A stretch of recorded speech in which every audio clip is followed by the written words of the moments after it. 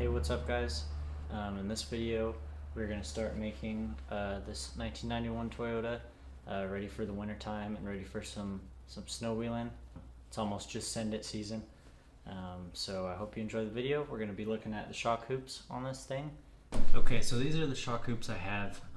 I built these about a year ago with a Harbor Freight tube bender and they turned out terrible, as you can see. This one's actually not as bad as the other one, but it's still pretty bad. It's creased right here where the tube bend was, and that's because I used a Harbor Freight like pipe bender thing, and it just was a whole mess. But I just needed them for the meantime, so I ran them for a while and they worked okay. But with this winter coming up, I want to make sure that my hoops are very secure and solid, so that way I don't have to worry about them. So I know what you're probably thinking. You're probably like, oh wow, that kid can like fabricate shock hoops now and can bend stuff and bend tubing and stuff like that. The answer is no. No, I'm not really like a master fabricator. I'm still learning a lot, and it's still definitely a process for me each time I build something new. And in this application, we're not even going to be bending tube. We're going to try to do this just with notching the pipe and trying to get good clean welds all the way around it. So if anything, this video will hopefully prove that you can build shock hoops without a tube bender, but we'll find out. Okay, so the plan is I'm going to use this 1 3/4 120 wall electric weld tubing, and I'm going to try to run it more like this. So we're going to make a cut here, use what we already had because these are solid and they're not bent all terrible like that. We're going to notch each side, and then we'll lay the pipe in there, weld it. What I'd like to do too is run a bar across the two hoops just to add a little more integrity to that, but we'll see. I also really like to clean up this stuff. I guess we'll see how far we get tonight. This might be like a part 1, part 2 kind of video. Okay, so the first step that we're gonna do here is we're gonna try to measure this out. That way it's the same on both sides. So we'll measure it from the bed up.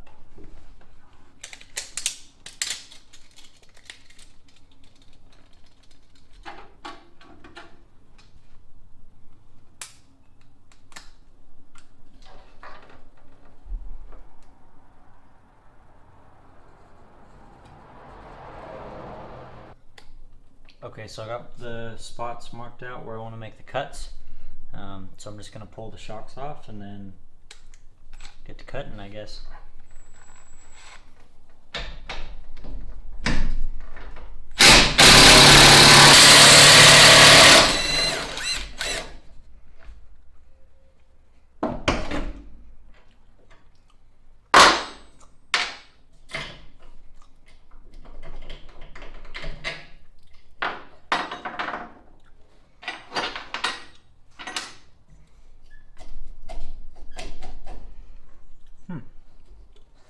Good.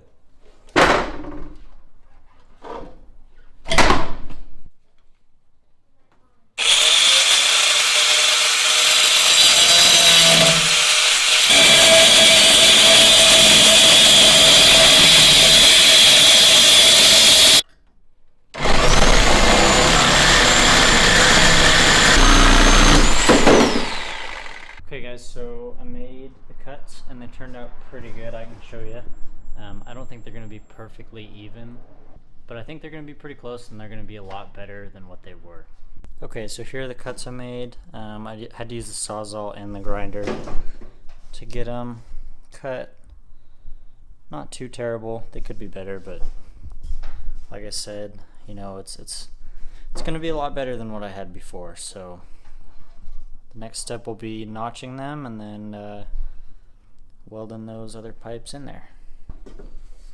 Okay, so I'm going to go ahead and try to notch these. I'm going to use an angle grinder to notch them.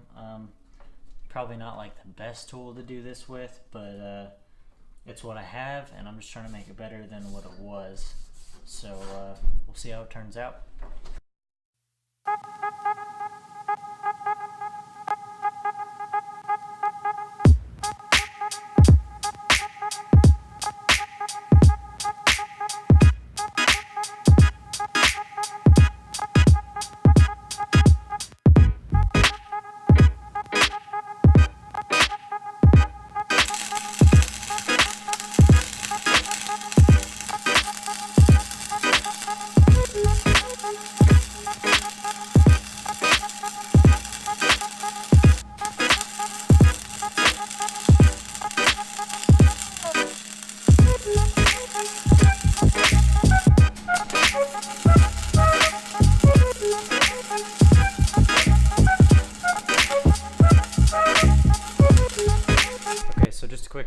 quick. I have both of the new pieces of pipe tack welded on there, and it's looking pretty good. I can show you. So obviously pretty rough right now, but they're coming along, and I think right now I'm letting the welder cool off a little bit, so I'm gonna cut the pipe that's gonna run along the center there, and I'll actually notch that one with a legitimate notcher and not with the grinder. So give you guys another update in just a little bit. By the way, if you like this video, please subscribe to my channel. Please like my videos. I'm pretty new, obviously, on YouTube, and I'm even new kind of in the off-road scene and the fabrication scene. You've seen my skills so far. I'm obviously really bad, but if you'd like to continue watching my journey of getting better and learning more about these trucks and diesels and stuff like that, please subscribe. Okay guys, another little update for you. I got that middle bar all notched up, fitting good. So now I think all I have left is welding and then cleaning it up after that. So hopefully the next time you see it, we'll be close to finishing it up.